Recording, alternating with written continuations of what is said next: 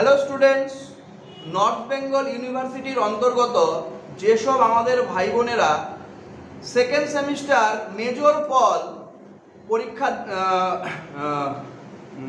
কিছুদিন পরেই বা কালকে থেকে শুরু হবে, 25 তারিখ থেকে শুরু হবে, তোমাদের মানে দাবি ক্রমে, তোমাদের অনুরোধ ক্রমে আমরা ভেবেছিলাম লাস্ট মিনিট সাজেশন দেব না আমরা ইউটিউব চ্যানেলে, কিন্তু তোমাদের ফোনে এবং তোমাদের রিকোয়েস্টে, কমেন্ট বক্সের রিকোয়েস্টে আমরা কিছু কিছু সাবজেক্টের লাস্ট মিনিট সুপারফাস্ট সাজেশন দিতে বাধ্য হচ্ছি, কেননা তোমরা আমাদের ভালোবাসো।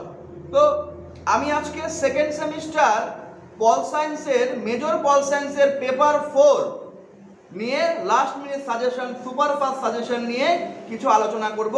যেসব প্রশ্নগুলো তোমাদের পড়তে হবে সেসব প্রশ্নগুলো কিন্তু তোমরা ভালো করে দেখে যাবে। তোমাদের এই পেপারটা আছে হলো পাবলিক অ্যাডমিনিস্ট্রেশন, মানে জনপ্রশাসন।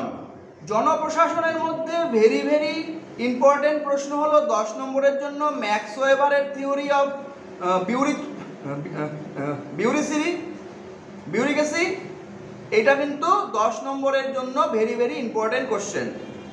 Marks Weber theory of bureaucracy, এটা কিন্তু 10 নম্বরের জন্য ভালো করে পড়ে যাবে। Human relation theory Elton Mayo, human relation বলেছিলাম, human rational theory Elton Mayo যে করেছিল, সেই এলটন মেওর হিউম্যান রিলেশন থিওরিটা তোমাদের 10 নম্বরের জন্য পড়তে হবে। নিউ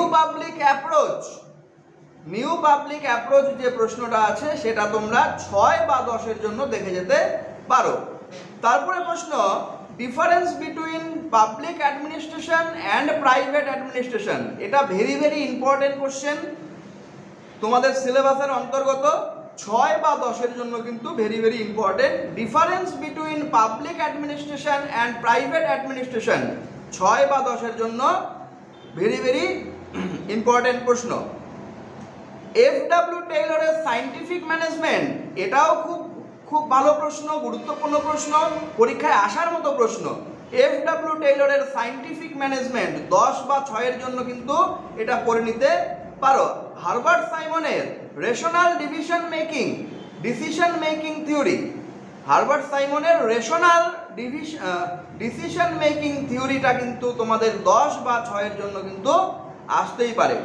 আরেকটা 10 বা 6-এর জন্য বলছি আমি, এভলিউশন অফ পাবলিক অ্যাডমিনিস্ট্রেশন। হ্যাঁ, তোমাদের এটা কিন্তু 10 বা 6-এর জন্য আসতে পারে। জনপ্রশাসনের বিবর্তন, ইভলিউশন অফ পাবলিক অ্যাডমিনিস্ট্রেশন, জনপ্রশাসনের বিবর্তন।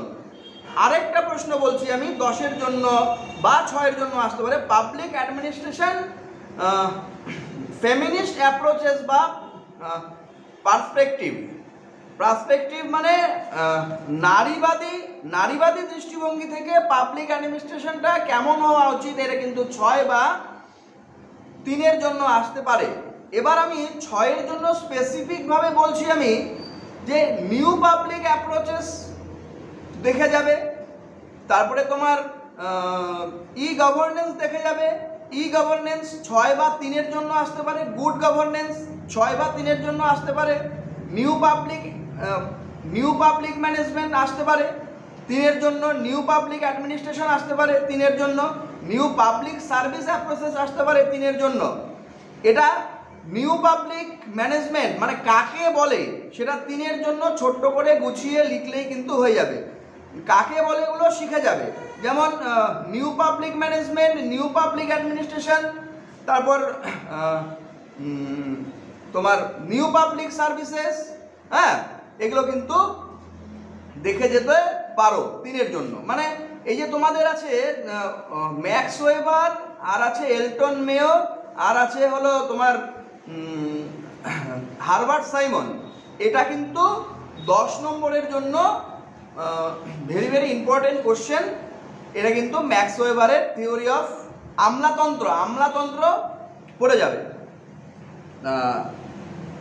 তারপর কি বললাম, নিউ পাবলিক ম্যানেজমেন্ট পড়বে, ই গভর্নেন্স পড়বে, গুড গভর্নেন্স পড়বে, হার্বার্ট সাইমনের decision making theory, very very important question.